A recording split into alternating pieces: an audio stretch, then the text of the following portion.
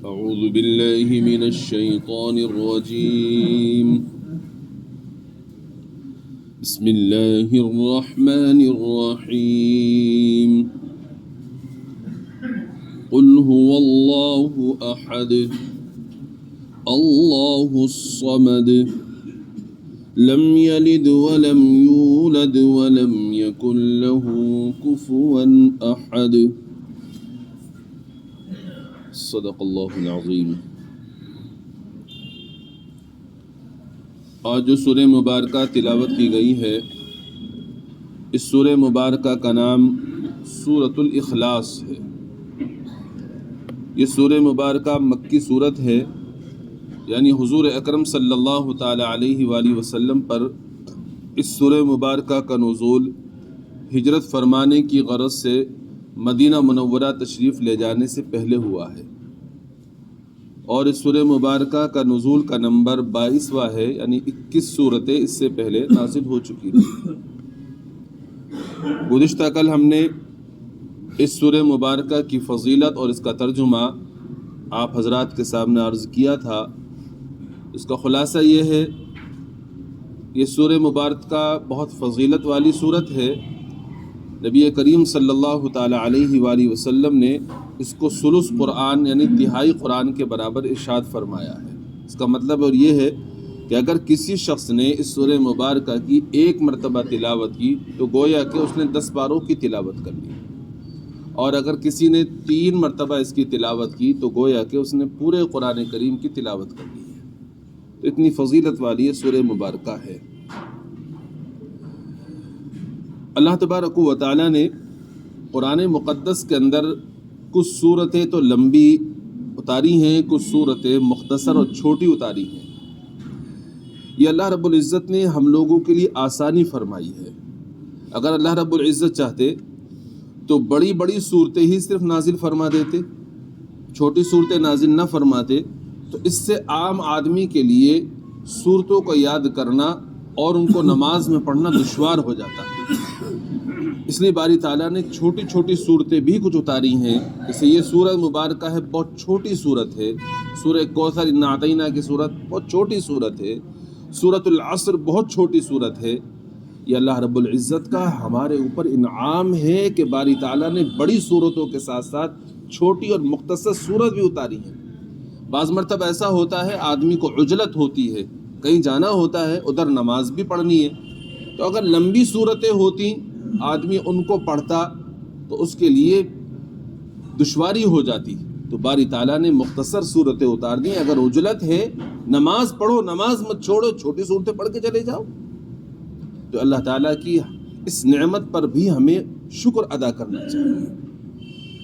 اور یہ بھی کہ اللہ رب العزت نے ایک چھوٹی صورت ہے، اس کی فضیلت ارشاد فرما دی گئی کہ اگر ایک مرتبہ پڑھے گا 10 پارے پڑھنے کے برابر ثواب ہے، اور اسی طرح سورۃ الزلزال ہے، اس کی فضیلت بیان فرمائی گئی، ایک مرتبہ پڑھے گا تو آدھے قرآن پڑھنے کے برابر ثواب ہے۔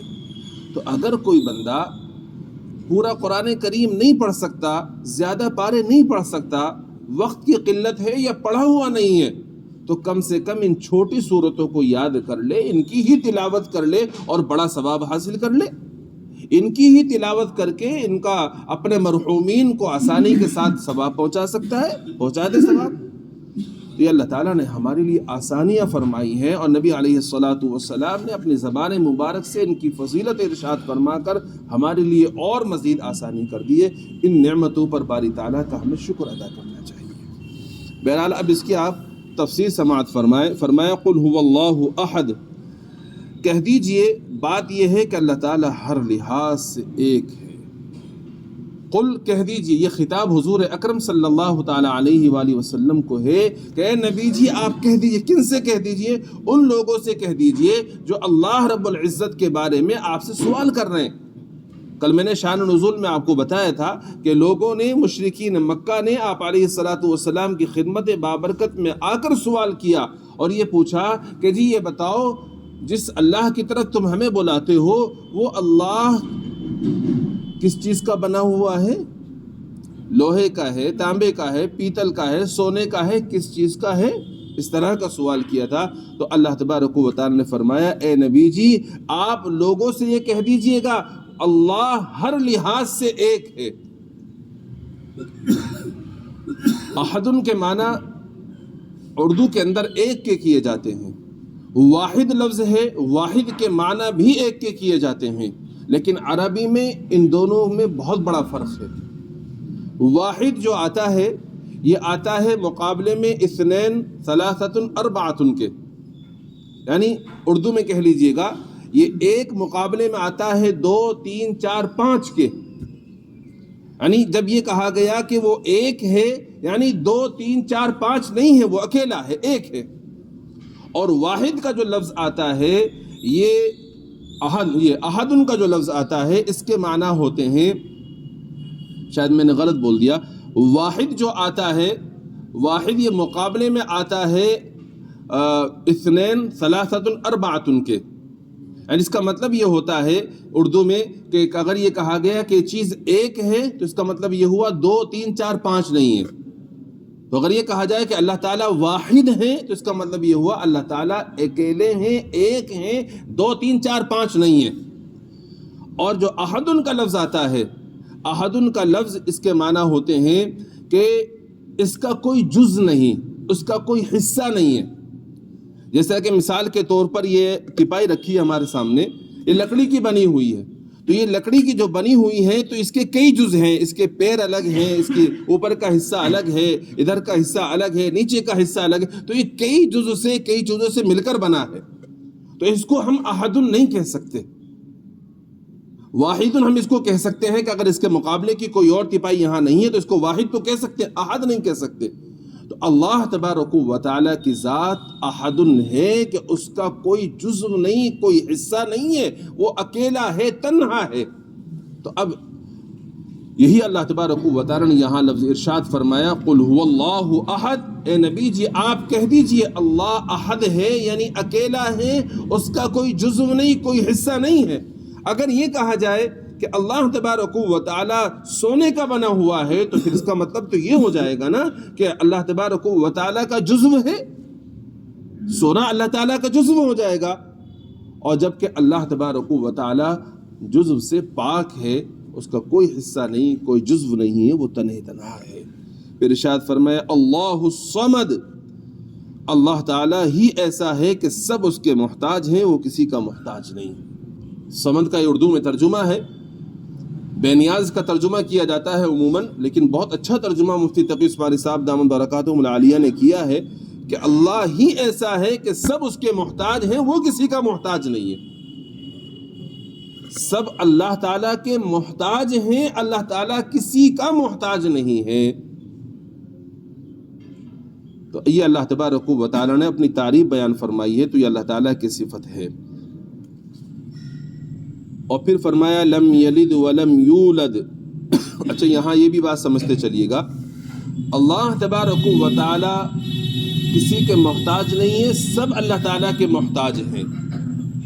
تو اس میں سب آ جاتے ہیں، اس میں کسی کو الگ نہیں کیا گیا، سب میں پیر، پیغمبر، ولی، غوث، قطب سب اس میں آ گئے ہیں، یعنی یہ سب اللہ تعالیٰ کے محتاج ہیں، اور اللہ تعالیٰ ان کا محتاج نہیں، کسی کا محتاج نہیں ہے۔ اب یہاں یہ بات سمجھ لیجئے گا، قرآن میں بھی اللہ تعالیٰ نے جگہ ارشاد فرمایا یا ایھا الناس انتم الفقراء الی اللہ، اے لوگو تم سب کے سب محتاج ہو اللہ تعالیٰ کے، اور اللہ تعالیٰ کیا ہیں؟ واللہ الغنی، اللہ تعالیٰ بے نیاز ہیں، اللہ تعالیٰ کسی کے محتاج نہیں ہے۔ جب یہ بات سمجھ میں آ گئی کہ سب اللہ تعالیٰ کے محتاج ہیں، اللہ کسی کا محتاج نہیں ہے، اب اسی سے مسئلہ سارا حل ہو جاتا ہے کہ اللہ تبارک و تعالیٰ ہی اس لائق ہے کہ اپنی تمام ضرورتوں میں ہم اللہ رب العزت کو پکاریں، کیونکہ ہم سب اللہ تعالیٰ کے محتاج ہیں۔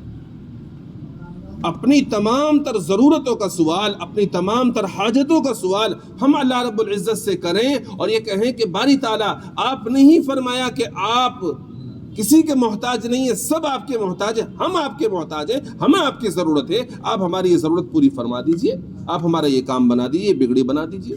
تو ہمیں ہر ضرورت میں صرف اللہ رب العزت کو ہی پکارنا چاہیے. اگر کوئی شخص اللہ رب العزت کے علاوہ کسی اور کو پکارتا ہے تو یہ سمجھ لیجئے گا اللہ تبارک و تعالیٰ کی صفات میں وہ کسی کو شریک کر رہا ہے. اور اللہ تعالیٰ کی صفات میں کسی کو شریک کرنا یہ انسان کو شرک کے قریب لے جاتا ہے بلکہ مشرک بنا دیتا ہے. اس لیے ہمیں اس کا خیال رکھنا چاہیے. زیادہ تفصیل میں نہیں جاؤں گا، ناراض ہو جائیں گے بہت سارے لوگ. اشارے سے بات سمجھ لیجئے کافی ہے بس. لم یلد ولم یولد، پھر فرمایا نہ اس کی کوئی اولاد ہے اور نہ وہ کسی کی اولاد ہے. یہاں رد کیا باری تعالیٰ نے مشرکین مکہ پر بھی، یہودیوں پر بھی، نصارہ پر بھی. ان لوگوں نے آ کر کہا تھا اللہ رب العزت کے بارے میں کہ یہ بتائیے کہ اللہ کا سلسلہ نسب کیا ہے. میں شان نزول میں عرض کر چکا ہوں کہ اللہ تعالیٰ کا سلسلہ نسب کیا ہے، کیونکہ اگر ہم کسی کا تعارف کراتے ہیں تو یہ کہتے ہیں کہ یہ فلاں کی اولاد ہے، فلاں کی اولاد ہے. تو اللہ تعالیٰ کے بارے میں بتائیے اللہ تعالیٰ کی کس کی اولاد ہے. تو اللہ تبارک و تعالیٰ نے اس کی تردید فرمائی اور ارشاد فرمایا لم یلد ولم یولد، اس کی کوئی اولاد ہے نہ وہ کسی کی اولاد ہے. یہودی کہتے تھے عزیر علیہ السلام کے بارے میں کہ عزیر علیہ السلام اللہ تعالیٰ کے بیٹے ہیں. وقالت الیہود عزیر ابن اللہ. اور عیسائی کہتے تھے کہ عیسیٰ علیہ السلام اللہ تعالیٰ کے بیٹے ہیں. وقالت النصارى المسیح ابن اللہ. اور مشرکین مکہ کہتے وَيَجْعَلُونَ لِلَّهِ الْبَنَاتِ سُبْحَانَهُ. اللہ تعالیٰ فرماتے ہیں کہ یہ مشرکین مکہ اور بعض لوگ اللہ تبارک و تعالیٰ کے لیے بیٹیاں بناتے ہیں جبکہ اللہ تبارک و تعالیٰ کی ذات پاک ہے. تو اللہ تعالیٰ نے اس آیت میں ان سب کا رد فرما دیا، یعنی یہودیوں کا بھی، عیسائیوں کا بھی، مشرکین مکہ کا بھی. اور یہ سمجھ لیجئے گا ان تمام لوگوں کا اس میں رد ہے جو بھی اللہ تبارک و تعالیٰ کے لیے اولاد تجویز کرتے ہیں کہ اللہ تعالیٰ کی اولاد ہے. اللہ تعالیٰ نے صاف فرما دیا نہیں، اس کی کوئی اولاد نہیں ہے، اللہ کی کوئی اولاد نہیں ہے. حدیث قدسی ہے، بخاری شریف کی روایت ہے.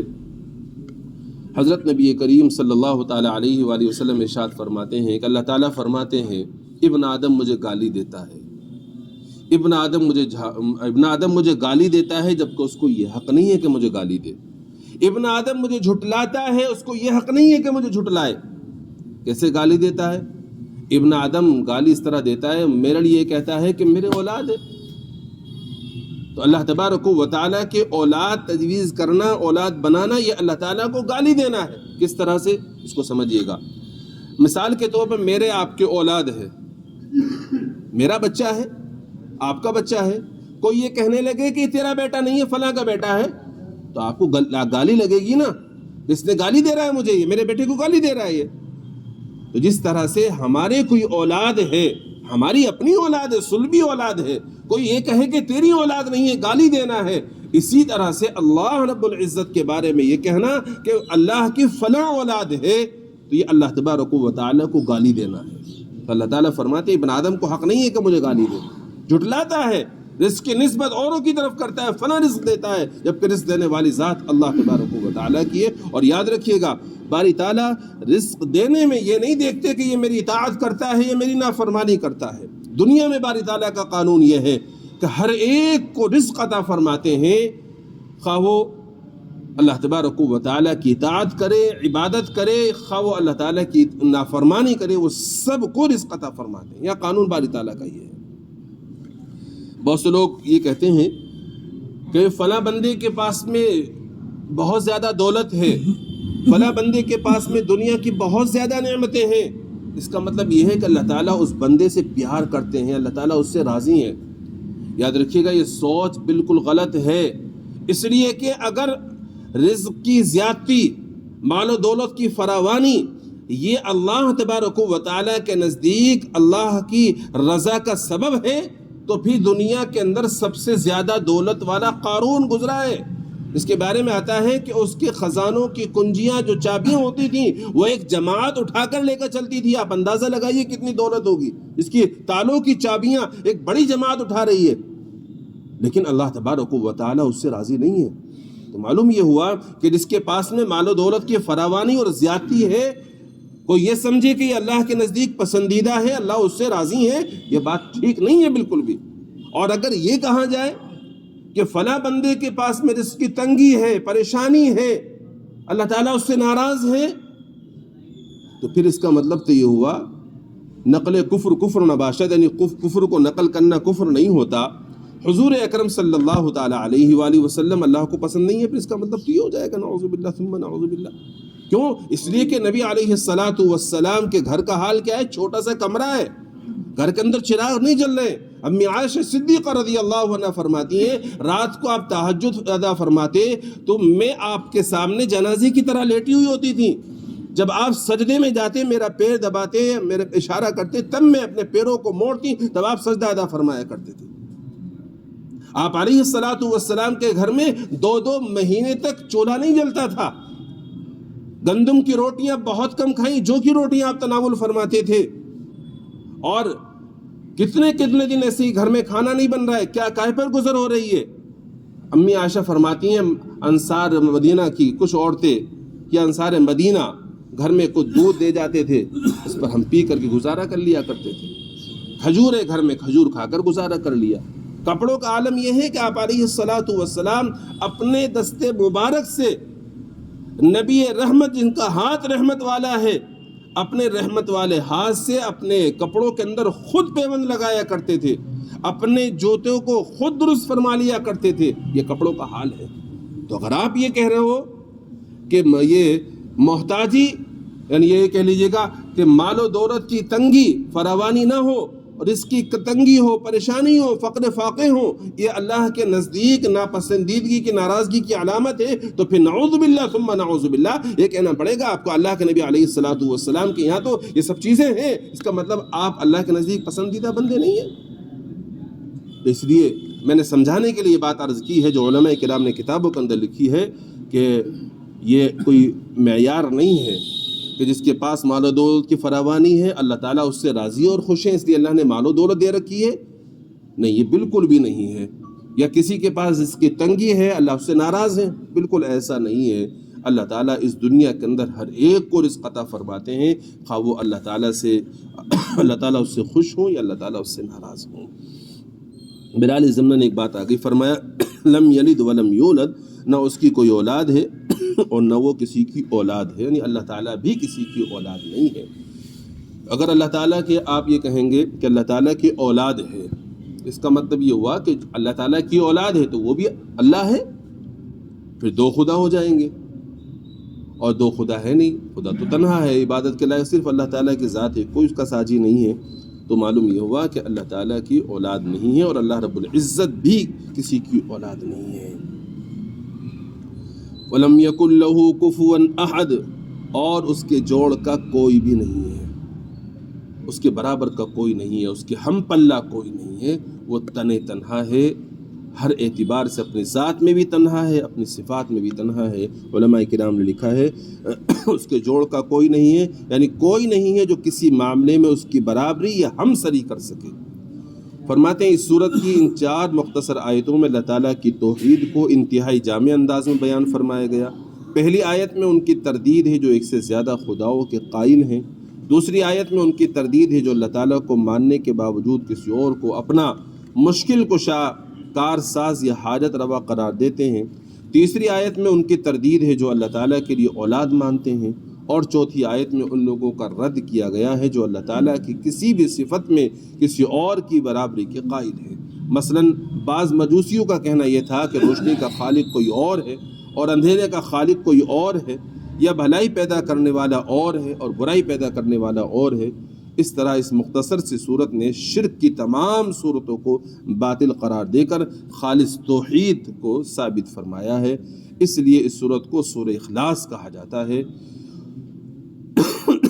یہ ہے وہ سورہ مبارکہ جس کی تفسیر آپ حضرات کے سامنے کی گئی، جس میں ہر اعتبار سے شرک کی باری تعالیٰ نے تردید فرمائی ہے۔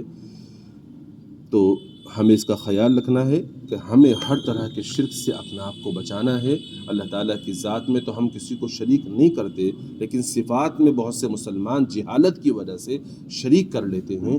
تو یاد رکھیے گا اللہ تعالیٰ کی صفات میں بھی کوئی شریک نہیں ہے، کوئی ساجی نہیں ہے۔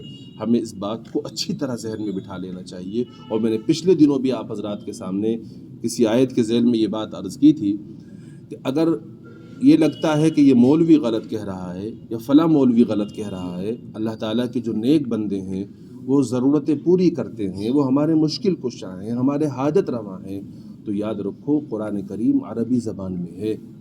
قرآن کریم کا عربی زبان کا ترجمہ اس کی ڈکشنری سے اگر آپ کرو گے تو آپ کو پتہ لگ جائے گا کہ صحیح ترجمہ اس کا کیا ہے۔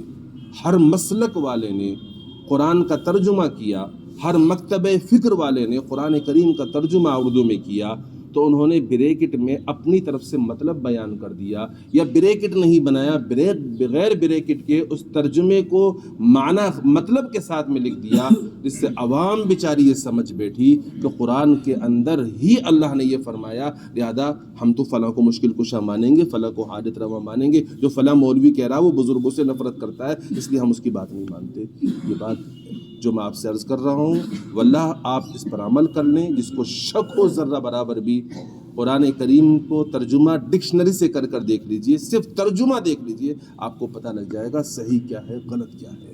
اللہ مجھے بھی اور آپ سب کو بھی عمل کی توفیق مرحمت فرمائے، اور جو جہالت کی باتیں ہمارے اندر آ گئی ہیں اللہ ہم سب کی اصلاح فرما دے۔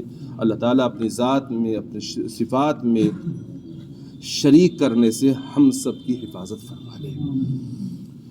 اچھا ایک بات اور ذہن میں رکھیے گا، بہت سے بچوں کا نام عبد الاحد ہوتا ہے، بہت سے بچوں کا نام عبد الصمد ہوتا ہے، تو ہمیں اس کا خیال رکھنا چاہیے، ان بچوں کو صمد کہہ کر یا احد کہہ کر نہیں پکارنا چاہیے، پورا نام لینا چاہیے، عبد الصمد عبد الاحد، اس لیے کہ احد اللہ تعالیٰ کی ذات ہے، اللہ کے سوا کوئی احد نہیں ہے، اور صمد اس کا ترجمہ آپ کے ذہن میں بیٹھ گیا کہ سب اللہ تعالیٰ کے محتاج ہیں، اللہ تعالیٰ کسی کے محتاج نہیں ہے، لہٰذا یہ بھی اللہ تعالیٰ کی مخصوص صفت ہے۔ صمد کے نام سے ہمیں کسی انسان کو نہیں پکارنا چاہیے۔ سبحان اللہ بحمدہ، سبحانک اللہم بحمدک، ونشہد ان لا الہ الا انت، نستغفرک ونتوب الیک۔ سبحان ربک رب العزة عما یصفون، وسلام علی المرسلین، والحمد للہ۔